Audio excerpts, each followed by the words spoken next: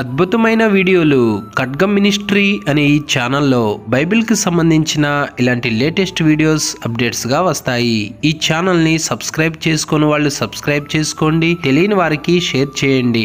ఇవి Sunday school పిల్లలకును, విశ్వాసులకును, సేవకులకును బైబిల్ని అర్థవంతంగా చదవటానికి, బోధించటానికి కూడా ఎంతగానో సహాయపడతాయి. ఆల్రెడీ ఈ వీడియోలన్నీ ఈ ఛానల్లో రెఫరెన్స్తో సహా వివరంగా ఉన్నాయి. చూడండి, బైబిల్ని అర్థవంతంగా చదవండి. బైబిల్ గ్రంథంలో ముగ్గురు వ్యక్తులు ఉన్నారు. ఆకలితో అల్లాడిపోతూ ఉన్న వ్యక్తులు వాళ్ళ దగ్గరికి వచ్చి మాకు ఆహారం ఇవ్వండి అంటే కనికరం కూడా లేకుండా పెట్టని వాళ్ళు ముగ్గురు ఉన్నారు. ఏ వ్యక్తి అయినా నాకు ఆకలిగా ఉన్నది, ఆహారం పెట్టు, ప్రాణం పోయే పరిస్థితిలో ఉన్నాను, ఇబ్బందులో ఉన్నాను, ఇరుకుల్లో ఉన్నాను, దరిద్రంలో ఉన్నాను అని చేయి చాపినప్పుడు చేతనైన విధంగా ఎంతో సహాయం చేయాలి. కానీ ఈ ముగ్గురు, కొంతమంది ఏమో నా దగ్గర లేవన్నారు, కొంతమంది ఏమో ఉండి కూడా సహాయం చేయాల. ఆ పరిస్థితి వీళ్ళకి వచ్చింది. ఆ సందర్భంలో వీళ్ళ రియాక్షన్ ఎలా ఉంది, ఈ స్థితిలో వాళ్ళు ఏ విధంగా జయించారు, ముందుకు వెళ్ళారు, దేవుడు వారిని ఏ విధంగా ఆదుకున్నాడో చూద్దాం. ఎంతమంది ఉన్నారు? ఆకలైన ఆహారం పెట్టని వాళ్ళు ఎంతమంది ఉన్నారు? ముగ్గురు ఉన్నారు బైబిల్ గ్రంథం. వాళ్ళ గురించి చెప్తాను, చక్కగా వినండి. మొదటిగా కీర్తనల గ్రంథము 54వ కీర్తన 4వ వచనం. ఇదిగో చాలు. చదవబడిన లేఖన భాగంలో ఏమున్నది? మనకు సహాయకుడు ఎవరు? మనకి సహాయకుడు ఎవరు? దేవుడే. ప్రభువే నన్ను ఆదుకునేది. ఏ పరిస్థితి అయినా, ఏ స్థితిలో ఉన్నా చివరికి దిక్కు దేవుడే. చివరికి దేవుడే కాపాడాలి, దేవుడే రక్షించాలి, దేవుడే కృప చూపాలి, దేవుడే ఆయన హస్తాన్ని చాపాలి, దేవుడే ప్రేమ చూపాలి. మనం అనుకుంటాం నానా విధమైన సందర్భాల్లో వాళ్ళున్నారు, వీళ్ళున్నారు, వీళ్ళు ఆదుకుంటారు, వాళ్ళు ఆదుకుంటారని అనుకుంటాము, కలలు కంటాము, ఊహించుకుంటాము, అందరికీ చెబుతాము, గర్వపడతాము. కానీ నాకు సహాయకుడు ఎవరు? దేవుడే. నన్ను ఆదుకునేది దేవుడే, నన్ను రక్షించేది దేవుడే. ఏ శాశ్వతం కాదని భక్తులు చెప్తున్నాడు. కాబట్టి బైబిల్ గ్రంథంలో గిద్యోను అనే ఒక వ్యక్తి ఉన్నాడు. గిద్యోను ఉన్న కాలంలో తన ప్రజలకి కానీ వాళ్ళకి కానీ విశ్రాంతి లేదు, సంతోషం లేదు, ఆనందం లేదు. జీవన ఆధారం అనేది కూడా శత్రువు తీసుకుని వెళ్ళిపోయాడు. దేశం మీద చీకటి కమ్మి ఉన్నది. అదే సందర్భంలో వాళ్ళ పంటలు కూడా పాడు చేయబడ్డాయి. ప్రజలేమో బహిరంగంగా తిరగటానికి భయపడుతున్నారు. ఇలాంటి సందర్భంలో దేవుడు అనగా యోవాషు కుమారుడైన గిద్యోనును దేవుడు పిలుస్తా ఉన్నాడు. పరాక్రమం కలిగిన బలాఢ్యుడా, లేచి మిద్యానీయుల చేతుల నుండి ఇశ్రాయేలీయులను విడిపించు, నీ జనులను విడిపించు, రక్షించు. ఇందుకు నేను నిన్ను ఎన్నుకున్నా, నిన్ను పిలుస్తున్నానని ఆ చీకటిలో నుండి ఒక వెలుగుగా, ఒక కాంతి కిరణముగా, ఒక అగ్ని జ్వాలగా దేవుడు గిద్యోన్ని పిలుస్తున్నాడు. హల్లెలూయా. గిద్యోన్ని దేవుడు పిలిచినప్పుడు గిద్యోను దేవుడితో మాట్లాడి కాసేపు ఆగిన తర్వాత మొత్తానికి ఆయన పని చేయడానికి నిర్ణయం తీసుకుంటాడు. గిద్యోని దగ్గర ఉన్న సైన్యం ఏమో తక్కువ, కానీ మిద్యానీయుల సైన్యం మాత్రము చాలా ఎక్కువ. దేవుడు ఎక్కువ సంఖ్యను చెప్పాలి అంటే అలనాడు దేన్ని ఉద్దేశించి, దేన్ని ఉదాహరణగా చెప్పాడంటే ఆకాశ నక్షత్రములైన దాని అన్నాను చెప్పాడు, లేదా సముద్రపు ధర నుండి ఇసుక రేణువులు సూచించి చెప్పాడు. అయితే అలనాడు వాళ్ళ దండు అట్లుంది, వాళ్ళ సైన్యం అట్లుంది, వాళ్ళ ఒంటెలు లెక్క లేకుండా ఉన్నాయి. ఇశ్రాయేలీయుల మీదకి యుద్ధానికి వచ్చారు. ఇలాంటి పరిస్థితుల్లో దేవుడు యోవాషు కుమారుడైన గిద్యోన్ని రేపుతున్నాడు, ప్రేరేపిస్తున్నాడు, ముందుకు వెళ్ళమంటున్నాడు. గిద్యోని దగ్గర ఉన్న సైనికులను తీసుకుని గిద్యోని యుద్ధానికి వెళ్ళాడు, యుద్ధానికి బయలుదేరాడు. ఆ యుద్ధానికి బయలుదేరిన తర్వాత దేవుడు గిద్యోని పక్షాన వ్యాజ్యమాడుతూ గిద్యోని పక్షాన యుద్ధం చేస్తుండగా గిద్యోనికి విజయం వస్తుంది. ఈ క్రమంలో శత్రువులు పారిపోతుంటే వాళ్ళని తరమటానికి, వాళ్ళని హతమార్చటానికి, వాళ్ళని పట్టుకోవటానికి గిద్యోను తన యుద్ధనున్న సైనికులు బయలుదేరుతా ఉన్నారు. అమ్మా, అంత పెద్ద సైన్యం మీద యుద్ధం చేయాలి అంటే కష్టమే, మరి సమయం పట్టుద్ది. పోరాడుతున్నాడు, బాగానే ఉంది. అయితే కాసేపటికి ఎంతగా కొంత సమయం గడిచేటప్పటికి శరీరం బలహీనమైనది కాబట్టి గిద్యోను తన ఎదురున్న సైన్యము అలసిపోతారు, ఆకలేసిద్ది. ఈ పరిస్థితుల్లో గిద్యోను వెళ్ళి అక్కడ అందుబాటులో ఉన్న సుక్కోతు అనే ప్రాంతంలో ఉన్న పెద్దలను, అధిపతులను ఏమడుగుతున్నాడో చూడండి. న్యాయాధిపతుల గ్రంథం 8వ అధ్యాయము 5వ వచనం.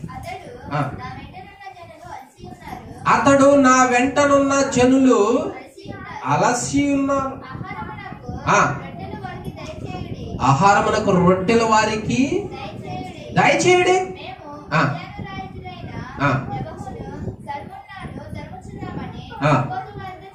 చెప్పగా సుక్కోతు అధిపతులు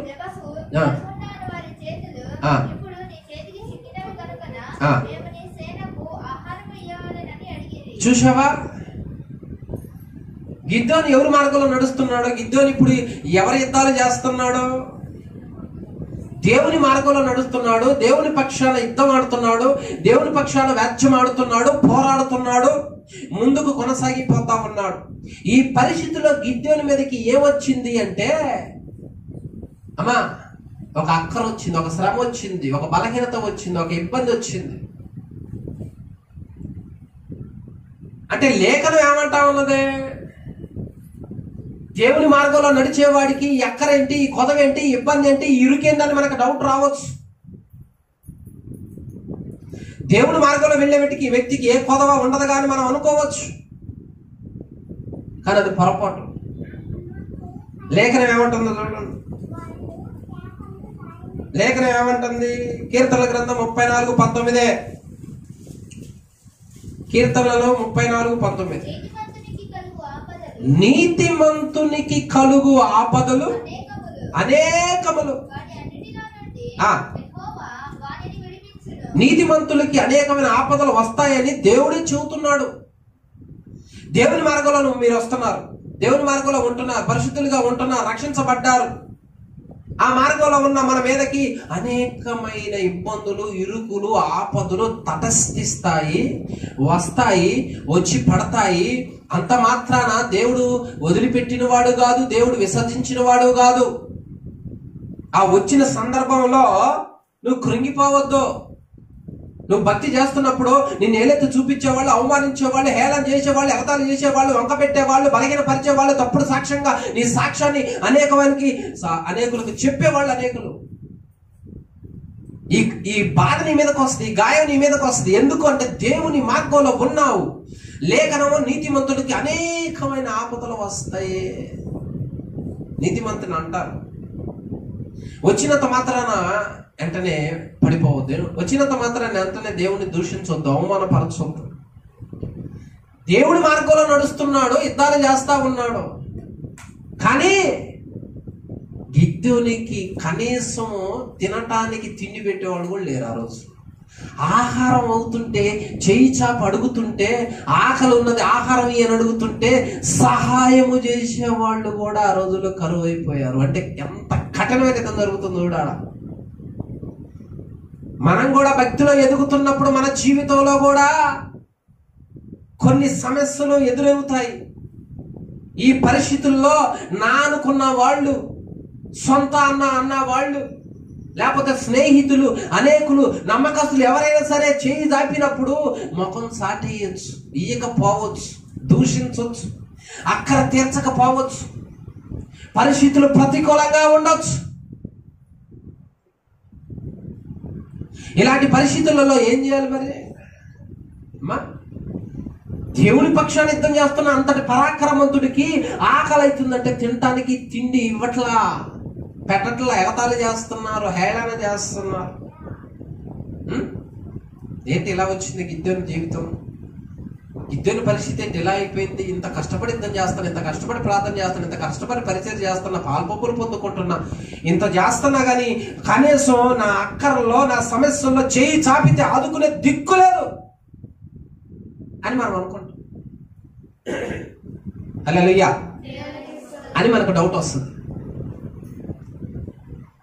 దేవుడి మార్గంలో నడుస్తుంటే గిద్యోనికి ఆహారం పెట్టట్లా, దేవుని మార్గంలో నడుస్తున్నావు కాబట్టి నీతిమంతుని మీదకి ఆపదలు అనేకంలో వస్తాయి. నీ మీదకి వస్తాయి, నీ కుటుంబం మీదకి వస్తాయి. నిన్ను కావాలని నిందిస్తున్నారు, నిన్ను కావాలని అవమానపరుస్తున్నారు. ఒకవేళ నువ్వు చేయి చాపినా నేను ఆదుకోను. పైగా మాటలు, నీ దేవుడు ఏమైపోయాడో సాయం చేయలేదా ఆయన అంటారు. ఏదో ఒకటి నీ మీదకి తీసుకొని రావాలని చూస్తారు. ఇలాంటి సందర్భంలో నువ్వు చేస్తున్న యుద్ధాన్ని ఆపకూడదు, బలహీన పడిపోకూడదు, వెనుకంజ వేయకూడదు. ముందడుగు వేసిన నీవు అలాగనే ముందడుగు వేయాలి కానీ వెనకడుగు వేయకూడదు.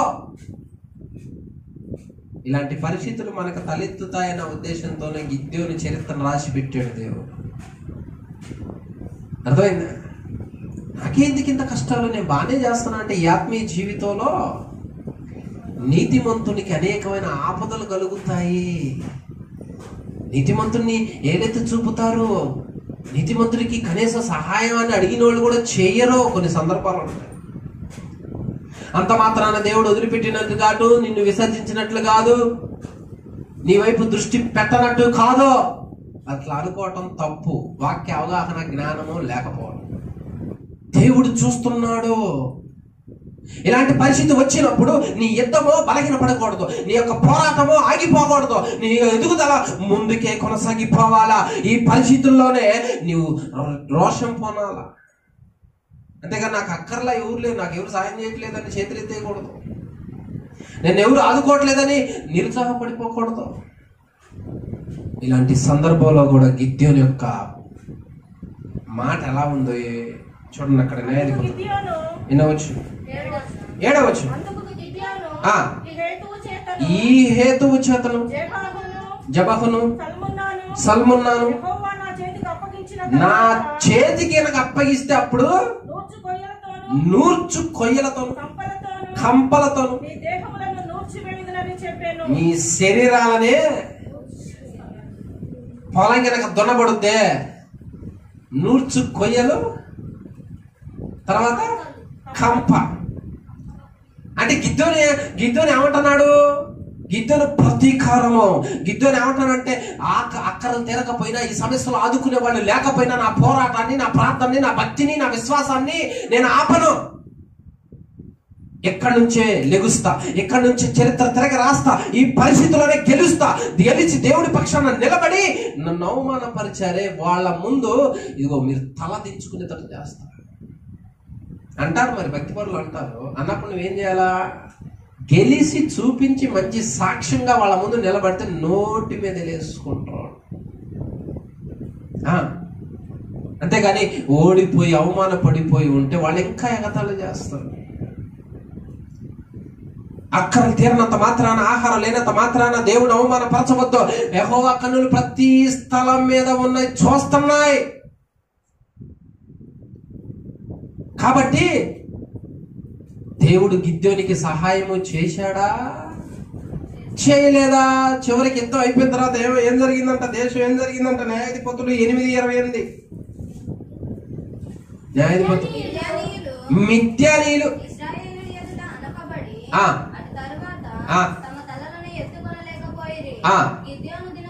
గిద్యోను దినములలో అంటే తర్వాత దేవుడు తిండి పెట్టాడా పెట్టలేదా? ఆదుకున్నాడా ఆదుకోలేదా? చూసావా? ఒక కష్టం వచ్చిందని, ఒక సందర్భంలో ఏమి ఇబ్బందులు వచ్చాయని, ఒక సందర్భంలో అక్కరలు తీరలేదని ఆ పోరాటాన్ని, యుద్ధాన్ని ఆపితే 40 సంవత్సరాల పాటు నిమ్మళంగా ఉండే అవకాశం పోతుంది.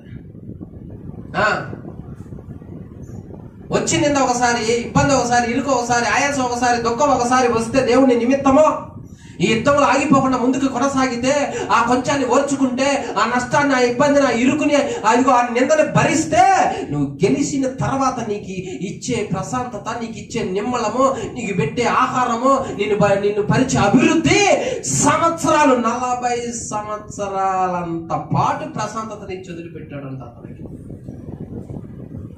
మనం అనుకుంటాం ఈ కొంచెంలో దేవుడు సాయం చేయలేదు, కానీ ఎక్కువగా వచ్చేదాన్ని పోగొట్టుకుంటాం. ఆ కొంచెంలో కనుక నమ్మకంగా నిలబడితే ఎక్కువగా ప్రశాంతత వచ్చే. ఒక పూట అన్నం లేదురా అనుకుందాం, ఆ ఓపికతో యుద్ధం చేసి గెలిచాడు. దేవుడు ఎన్ని పోట్లు ఇచ్చాడు? 40 సంవత్సరాలకి ఎన్ని పోట్లు? ఇక ఆ లెక్కలు తెలియాలి అంటే మన అమ్మగారులో 1 సంవత్సరానికే పూటలు చాలా ఉన్నాయి. గిద్దెను పోరాడుతుంది ఒక పూట. ఒక పూట కడుపు మాడింది అనుకో, ఒక నింద వచ్చింది అనుకో, ఒక అవమానం వచ్చింది అనుకో, ఒక మాట వచ్చింది అనుకో, ఈ యుద్ధంలో పడాలి, గెలవాలి, గెలిచి నిరూపించి ఎదుటి వ్యక్తిని తల దించాలి. అప్పుడు దేవుడు నీకు ఇచ్చే ప్రతిఫలం ఎలాంటిదో తెలుసా? నువ్వు ఒక్క పూట కడుపు మార్చుకుంటే భరిస్తే 40 సంవత్సరాల పాటు నిమ్మలమైన జీవితాన్ని, ప్రశాంతతను గిద్యోనికి దేవుడు ఇచ్చాడు. గిద్యోని చేతిలో పెట్టాడు. మొట్టమొదటిసారిగా తినటానికి ఆహారం లేదు అని అడిగితే సహాయం చేయండి ఎవరికి?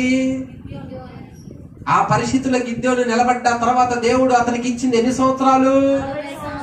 40 సంవత్సరాలు ఏలుబడి చేశాడు, 40 సంవత్సరాలు తిన్నాడు. ఇది మొదటి వ్యక్తి. రెండో వ్యక్తి ఆకలి అయినప్పుడు చెయ్యి చాపితే అన్నం పెట్టనోళ్ళు, ఆహారం పెట్టనోళ్ళు ఎవరో? ఆ పరిస్థితి ఎందుకు వచ్చింది? దీని ద్వారా మనం ఏం నేర్చుకోవాలో చెబుతా. హల్లెలూయా. మనందరికీ తెలిసినట్లుగా బైబిల్ గ్రంథంలో దావీదు అనే వ్యక్తి ఉన్నాడు, యెష్షయి కుమారుడు. చదవబడిన సందర్భంలో మొదటేమో యోవాష్ కుమారుడు అయిన గిద్యోను, తండ్రి పేరు చెబుతున్నాడు. దేవుడు తండ్రి పేరు చెబుతాడు కొన్ని సందర్భాల్లో. రెండవదిగా యెష్షయి కుమారుడైన దావీదు గొర్రెలు కాసుకుంటూ, పశువులు కాసుకుంటూ అడవిలోనే ఉండేవాడు. ఇంట్లో వాళ్ళకి ప్రత్యేకమైనోడేం కాదు, అంత విలువైనోడేం కాదు. అతిథి వచ్చినా కానీ చూపించగలిగినంత కెపాసిటీ, దమ్ము అతను ఏమి లేదు, విలువ లేనోడు. ఈ వ్యక్తిని దేవుడు ఒకరోజు ఎన్నుకున్నాడు, అభిషేకించి ఒక రాజు స్థానానికి తీసుకుని రావాలని నిర్ణయించినాడు. అయితే దేవుడు చెప్పిన ఆ సందర్భంలో వచ్చే సమయానికి ఇతను కొన్ని ఇరుకు ఇబ్బందుల ద్వారా నడవాల్సిన పరిస్థితి ఏర్పడ్డది. అతని దగ్గర ఉన్న జనం ఏమో ఇంచుమించు 600 మంది ఉన్నారు. 600 మంది ఆహారం తినాలి అంటే అది సాధ్యమైన పని కాదు, కష్టమైన పరిస్థితి. కానీ దేవుడు వాళ్ళని పోషించాడు. ఒకనాడు దావీదు అతని దగ్గర ఉన్న వాళ్ళందరికీ ఆహారం అయ్యి, ఆహారం నిమిత్తము కర్మేల్ అనే ప్రాంతంలో మిగులు ఆస్తిపరుడైన నాబాల్ అనే మొరటోడు, మోటోడు, పనికి మాలిన వాడి దగ్గరికి సమాచారం పంపించాడు. హల్లెలూయా. అతని యజమాని ఆస్తున్నవాడే, కానీ అతనికి పెట్టిన పేరు లేదంటే మొరటోడు, పనికి మాలినోడు. అతని దగ్గరికి సమాచారం పంపించాడు. పంపించినప్పుడు దావీదు ఇతనికి చేసిన మేలును తెలుసుకోవాలి. ఇతని మంద కాపురులు అరణ్యంలో ఉన్నప్పుడు, అనగా అడవిలో ఉన్నప్పుడు, ఈ దావీదు సైన్యం చుట్టూ మందకి ఉండి ఆ మందకి ఏ ఆపద రాకుండా కాపాడారు, దొంగల వలన, మృగాల వలన. అలా కాపాడిన తర్వాత ఆ నాబాల్ ఒక్క గొర్రెను కూడా పోగొట్టుకోడు. ఈ సంగతి తీసుకొచ్చి పనులు చెబుతున్నాయా, దావీదు సైనికులు మన మంద చుట్టూ కాపలాగా ఉన్నారు, అందుకనే మందలో ఒక్కడు కూడా నశించాలా, వాళ్ళకి మనకు మేలు చేశారయ్యా అని చెబుతారు. ఈడంటాడు, గొర్రెబొచ్చు కత్తిరిస్తారు. ఒకరోజు గొర్రెబొచ్చు కత్తిరిస్తున్నప్పుడు గొర్రెల్ని ఆ రోజు వాళ్ళకి పండగ, ఎందుకంటే విస్తారమైన డబ్బు వస్తుంది కాబట్టి ఆ బొచ్చు నమ్ముకుంటే. అప్పుడు వాళ్ళు ఏం చేస్తారంటే బాగా విందు చేస్తారు పండగలాగా. ఈ సమాచారం దావీదు తెలుసుకొని, అతనికి నేను మేలు చేశా కదా, నాకు అంత అన్నం పెడతాడేమో నా వాళ్ళకి నాకు అని పని వాళ్ళను పంపిస్తారు. పంపించినప్పుడు వీడు రియాక్షన్ ఎట్లుంది చూడండి. మొదటి సమూయేలు గ్రంథము 25వ అధ్యాయం 6వ వచనం.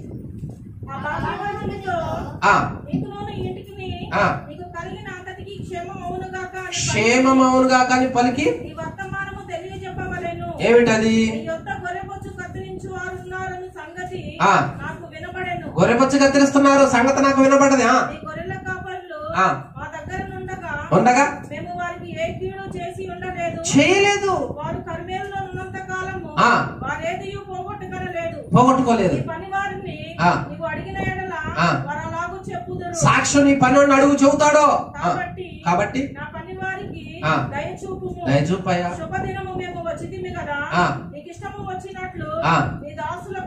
దాసులకు ఇమ్ము. దావీదు పనివారు వచ్చి అతని పేరు చెప్పి ఆ మాటలన్నిటిని నాబాలునకు తెలియజేసి కూర్చుండగా అప్పుడు వాడు ఏమంటున్నాడు? దావీదు ఎవడో యెష్షయి కుమారుడు ఎవడు తమ యజమానుని విడిచి పారిపోయిన దాసులు ఇప్పుడు అనేకులు ఉన్నారు.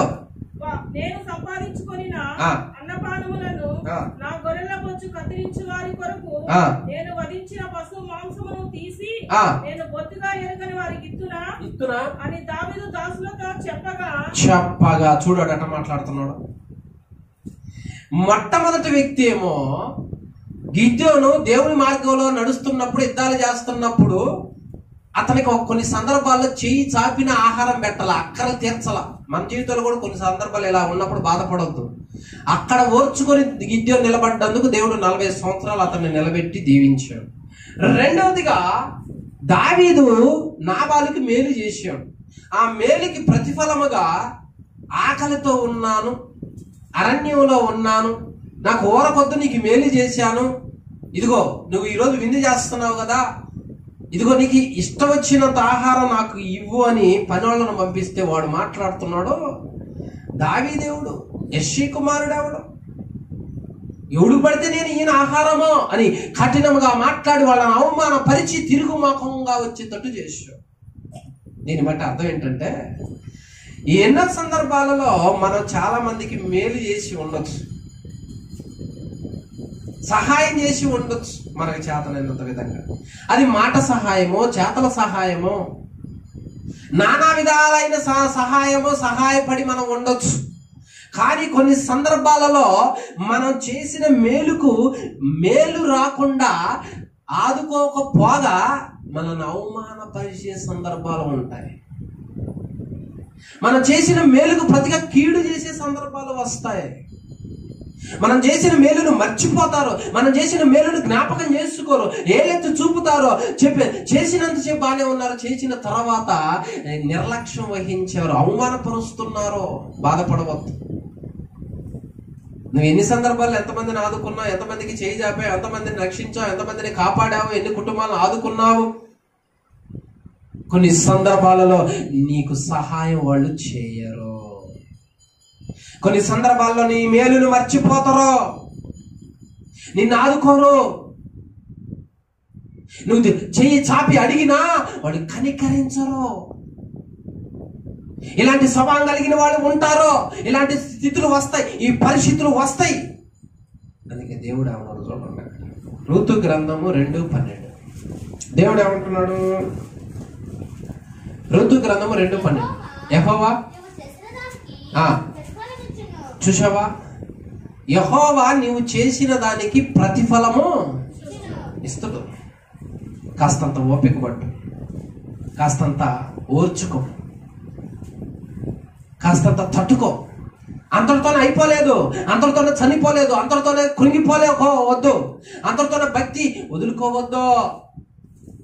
వాళ్ళొక పూట ఆహారం పెట్టకపోతే అటు నుంచి కాకపోతే ఇంకొక నుంచి దేవుడు తిప్పుతాడు, ఇంకొక వైపు నుంచి దేవుడు ఆదుకుంటాడు, ఇంకొక వైపు నుంచి దేవుడు నడిపిస్తాడు, విడిపిస్తాడు, బలపరుస్తాడు. మరి దావీదు జీవితంలో అవమానం పొందాడు కదా, వాడు పెట్టనన్నాడు కదా, మరి దేవుడు ఆదుకున్నాడా, చేయి వదిలాడా? వదిలిపెట్టాడంటే వదిలిపెట్టాలా.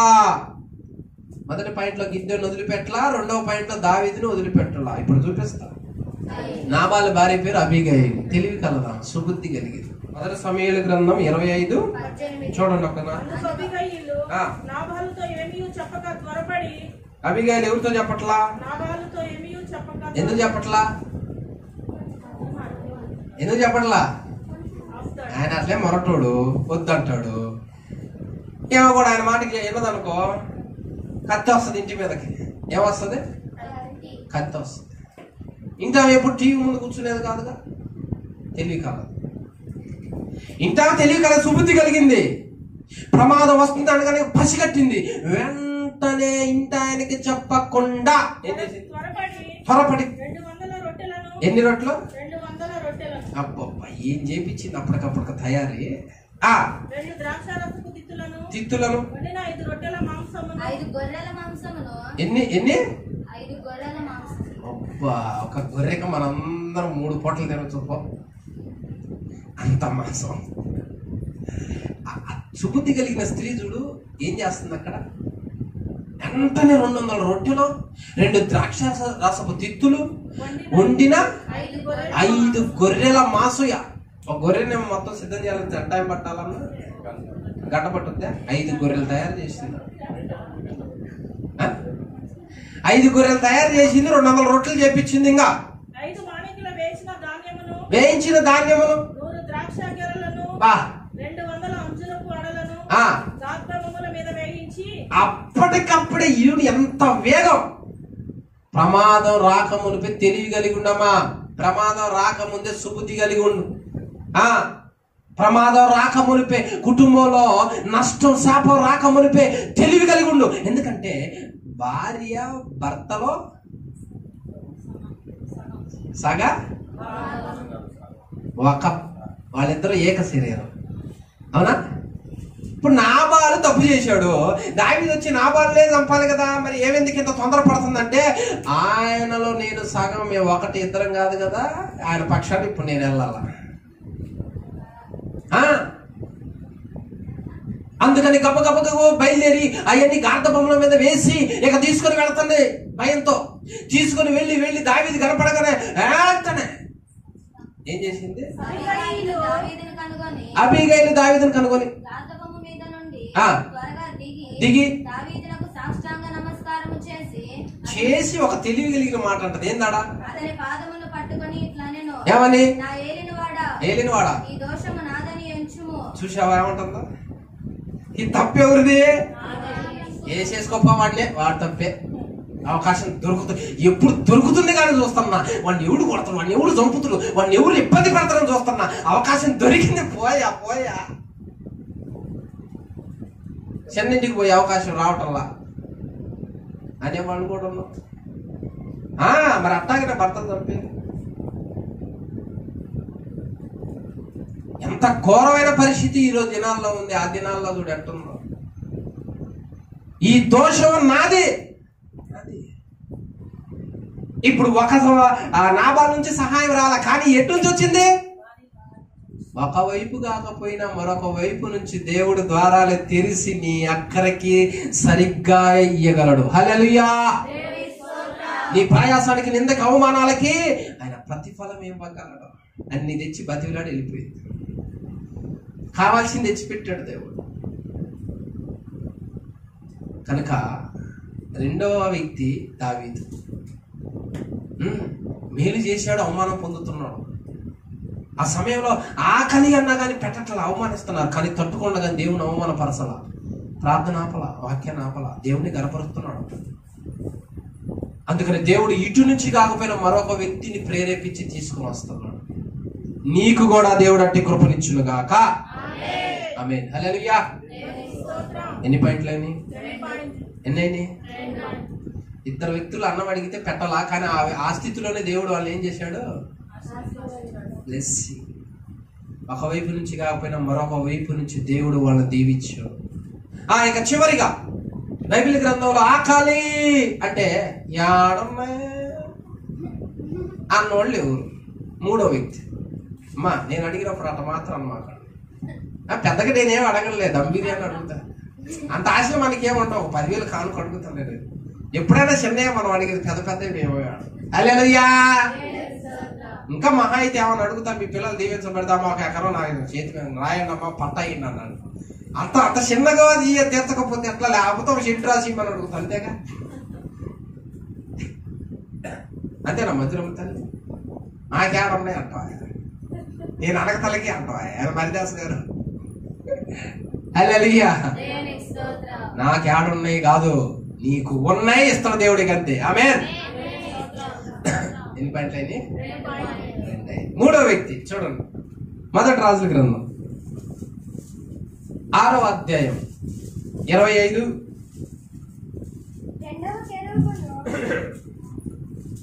2వ రాజుల గ్రంథం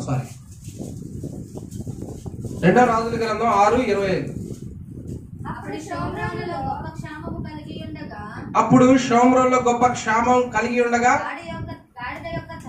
గాడిద యొక్క తల, ఆ రోజుల్లోనే గాడిద తలమ్మ 80 రూపాయలు.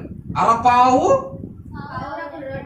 రొట్టె కాదు, రెట్ట. ఒరే రెట్ట పోయి రొట్టె అంటుంటారు, రొట్టె పోయి రెట్ట అంటుంటారు. ఏం చదువుతున్నారు ఆయన?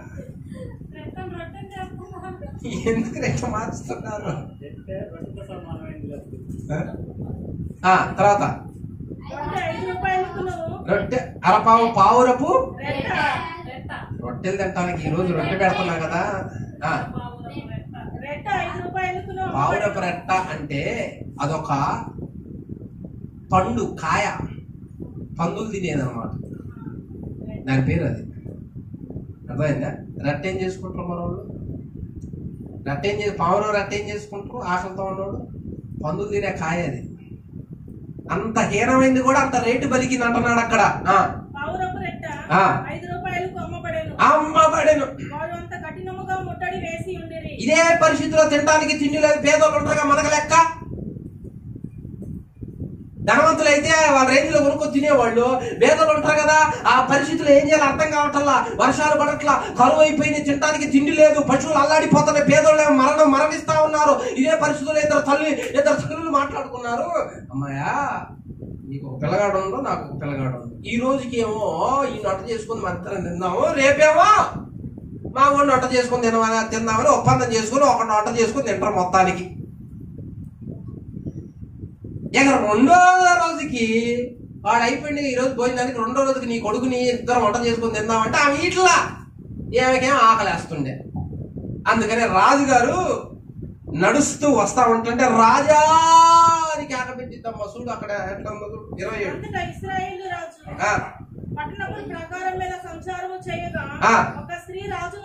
చూచి ఏలినవాడా ఏం చేయమంటుంది? రాజుగారు అంటాడు, దేవుడు సహాయం చేయకపోతే నాకేమని చూస్తుంది. ఏమన్నాడు అక్కడ? యెహోవా నీకు సహాయము చేయనిది. మనం అనుకుంటాము ఈ పార్టీలు ఈ రాజు అయ్యా నెమ్మడి తిరిగితే ఎక్కువగా ఈయన భవిష్యత్తు బాగుంటుంది, నా భవిష్యత్తు ఏనే అన్ని చూసుకుంటాడు, అన్ని లోటు లేకుండా చూసుకుంటాడు అని అనుకుంటాం. కొన్ని సందర్భాలు ఈ జాబే సర్వస్వం, ఈ జాబే జీవితం, దీన్నే నమ్ముకోవాలనుకుంటాం కొన్ని సందర్భాలు. మరికొన్ని సందర్భాలు ఈ పొలమే జీవితం, ఇదే శాశ్వతం అనుకుంటాం. కానీ దేవుడు అంటున్నాడు, అంత రాజే కూడా ఆయన సహాయము చేయకపోతే రాజు కూడా చేతులు ఎత్తేయాల్సిందే, రాజు కూడా మౌనంగా ఉండాల్సిందే. నీ ఆకలి నేను తీర్చలేను, నా వల్ల కాదు, దేవుడు చేయకపోతే నేనేం చేయలేను. ఎందుకు ఈ పరిస్థితి వచ్చింది ఆమెకి? ఎందుకు అడుగుతుంది అన్నాం? ఎందుకు? బిడ్డల్ని అగ్నిగుండం దాటిచ్చారు, ఇతర దేవతలకు బలిచ్చారు, ఎక్కడ చూసిన దోపాలు, ఎక్కడ చూసిన ఇష్టానుసారంగా తిరుగుతున్నారు. వ్యాపారం చెడిపోయింది, దొంగ ఖాతాలు మొదలు పెట్టారు, వడ్డీలు ఎక్కువైపోయినాయి, లంచాలు ఎక్కువైపోయినాయి, తాకట్టు తీసుకుంటున్నారు కానీ ఇవ్వట్లా. ఇవన్నీ వీడియో చేశా. అంత ఘోరం అయిపోయింది వాళ్ళ దినాలలో దేశం. అందుకని దేవుడు ఏం చేశాడంటే కరువు వచ్చింది. మీ పాపానికి ఫలితం ఇదే. ఎక్కడైనా బుద్ధి తెచ్చుకొని నా వైపు చూసి అడుగుతారా అనుకుంటే ఏం పోయి రాజును అడుగుతుంది, రాజా అంటుంది. కానీ దేవుణ్ణి అడగట్లా. రాజా నువ్వు నేనైనా మన దగ్గర ఉన్న శాశ్వతం ఇదే జీవితం అని అనుకోవద్దు, వీళ్ళే మనల్ని బతికిస్తారు అనుకోవద్దు. ఒక సందర్భంలో వాళ్ళ వల్ల కావు. అందుకే రాజులను నమ్ముకొనుట కన్నా, మనుషులను నమ్ముకొనుట కన్నా యెహోవాని నమ్ముకొనివాడు ధన్యుడు. చూడండి కీర్తన గ్రంథం 118 కీర్తన 8-9 వచనాలు. మనుషులను నమ్ముకొనుట కంటే రాజులను నమ్ముకొనుట కంటే. చూసావా, ఇలా నమ్ముకుందాం, ఇలా విశ్వసిద్దాం, ఏడుందాం, మన లైఫ్ చేంజ్ అయింది, మన లైఫ్ తిరుగుద్ది, మనం స్థిరపడతాం అనే అనుకునే వాళ్ళు చాలా మంది. ఈయన సహాయం చేద్దాం, ఇక్కడే ఉందాం, మన జీవితాలు మారిపోతాయి అనుకునే వాళ్ళు చాలా మంది. కానీ దేవుడు ఏమంటున్నాడంటే, వాళ్ళని నమ్ముకొని వాళ్ళ వైపు తిరిగి నీ కష్టాల్లో నేనేం చేసాను అన్న దాకా తెచ్చుకోవటం కన్నా నన్ను నమ్ముకొని నన్ను ఆశ్రయించు. రాజైన మనిషే, రాజైన ఊపిరి కలిగిన వాడే, రాజుకైనా దేవుడు సహాయం చేస్తే తప్పక ఎవడో ఏం చేయలేడు. కానీ మూడో వ్యక్తి ఆకలితో ఎందుకు అడుగుతుందంటే చేసిన తప్పుకు ప్రతిఫలం. మరి ఆ వ్యక్తి ఎందుకు లేకపోతున్నాడు రాజు స్థానంలో ఉండి అంటే దేవుడి సహాయం ఆడ లేదు. నీ కుటుంబంలో నీకు అందరూ ఉన్నా దేవుడు వాళ్ళని ప్రేరేపించకపోతే, దేవుడు వాళ్ళని నడిపించకపోతే సహాయం అందదు.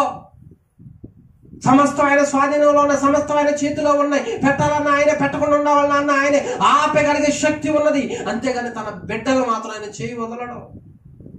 ఆయన మాట వినాలి. నేను ఆడదిచ్చేది దేవుడు సహాయం చేయండి అంటున్నాడు. అంటే దేవుడు ఆ మనసు ఇట్లా, ప్రేరేపణ ఇట్లా. మనకు కూడా అంతే. నీ జాబుల్లోనైనా, నీ అనారోగ్యాల్లోనైనా, నీ ఆర్థిక ఇబ్బందుల్లో ఏటిలోనైనా దేవుడు ప్రేరేపించాలి. దేవుడు ద్వారాలు తెరవాలి. దేవుడు ఆ మనసు ఇవ్వాలి. అప్పుడు నీకు సహాయకులు వస్తారు. అప్పుడు నీకు సహాయం కలుగుతుంది. అంతేగాని మనుషుల మీద ఆధారపడవద్దు. నీ భక్తి, నీ విశ్వాసము మనుషులను చూసి చేయొద్దు, వాళ్ళని నమ్మి చేయొద్దు. దేవుణ్ణి నమ్మి చేయి. నీకు కావాల్సింది ఆయన ప్రేరేపిస్తుంది. ఇప్పుడు దేశంలో కరువు వచ్చింది, వర్షం పడట్లేదు, కెరీతు వాగు దగ్గర నా కుమారుడు కూర్చొని ఉన్నాడు. అలానే ప్రాంతంలో రొట్టె ఉంది, మాంసం ఉంది. కాకోలములో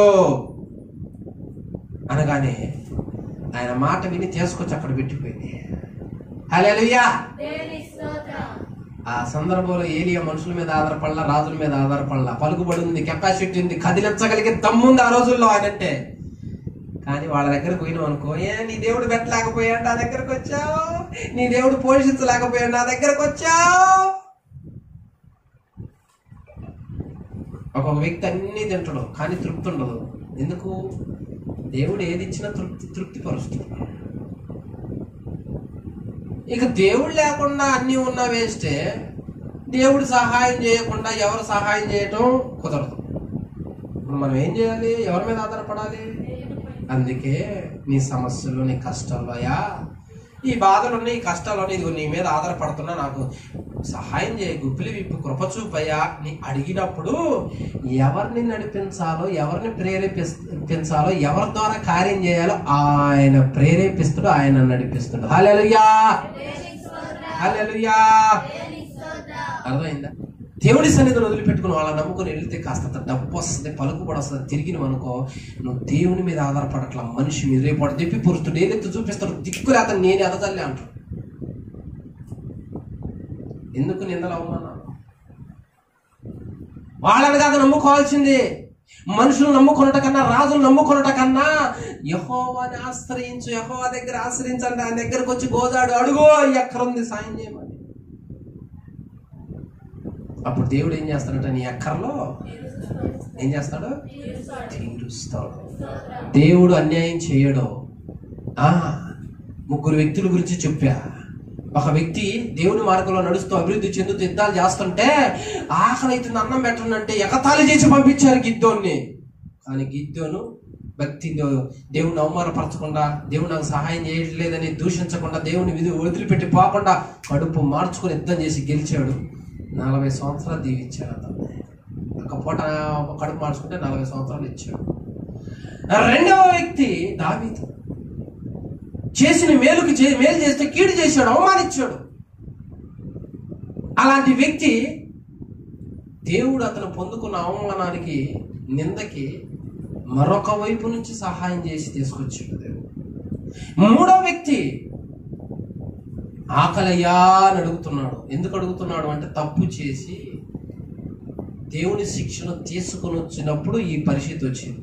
కానీ ఎవరిని నమ్ముకొని అడుగుతుంది ఆ పరిస్థితుల్లో కూడా అంటే, నువ్వు ఒకవేళ దేవుని అడగకుండా మనుషుల మీద ఆధారపడి మనుషుల దగ్గర తెలివి ఉపయోగించి లాక్కోవాలి, బతకాలని చూడొద్దు. అది తప్పు. అది కొంతకాలమే నిలుస్తుంది. అడిగేదేదో, ఆ తెలివితేటలేదో దేవుని వైపు చూసాడు. దేవుని వైపు చూసి అయ్యా నాకు సహాయం చేయమని అడుగు. ఖచ్చితంగా నీ సమస్యలు, నీ ఇబ్బందులు దేవుడు నీకు సహాయం చేస్తాడు. నీ చదువులో, నీ వ్యాపారాల్లో, నీ ఆర్థిక అవసరతల్లో, నీ రోగాలలో, నీ కుటుంబాలలో, సమస్తమైన వాటి విషయంలో దేవుని వైపు చూడు. మనుషుల మీద ఆధారపడవద్దు. మనుషుల మీద ఆధారపడినంత కాలము వాళ్ళకి మనం బానిసలో అవుతాం. అయ్యా నువ్వు నన్ను నిలబెట్టగలవు, పోషించగలవు, బాగు చేయగలవు, విడిపించగలవు, నిన్ను నమ్ముతున్నా అని ఆయన మీద ఆధారపడి ముందుకు నడు. ఖచ్చితంగా దేవుడు నీకు సహాయము అందరికీ వందనములు. ఖడ్గం మినిస్ట్రీ వీడియోలకు సంబంధించిన బుక్కు ప్రింట్ అయి సిద్ధముగా ఉన్నది. మొదటి బుక్కు ఈ కనిపించే 30 అంశాల మీద ఉన్నది. కావలసిన వారు ఈ నెంబర్కు కాల్ చేసి ఆర్డర్ చేసుకొనగలరు. బైబిలులోని ఆదికాండం నుంచి ప్రకటన గ్రంథం వరకు ఉన్న 1126 కఠిన పదాలు రిఫరెన్స్తో సహా వాటి అర్థాలు గల బుక్కు కావలసిన వారు క్రింది నెంబర్లకు కాల్ చేయండి. ఖడ్గం మినిస్ట్రీ అనే ఈ ఛానల్ ని వీక్షిస్తున్న మీ అందరికీ మా వందనములు. ఈ ఛానల్లో బైబిల్ కు సంబంధించి ప్రతి కఠినమైన పదాలకు అర్థాలు వస్తాయి. కాబట్టి ఈ ఛానల్ ను సబ్స్క్రైబ్ చేయండి, లైక్ చేయండి, కామెంట్ చేయండి, షేర్ చేయండి.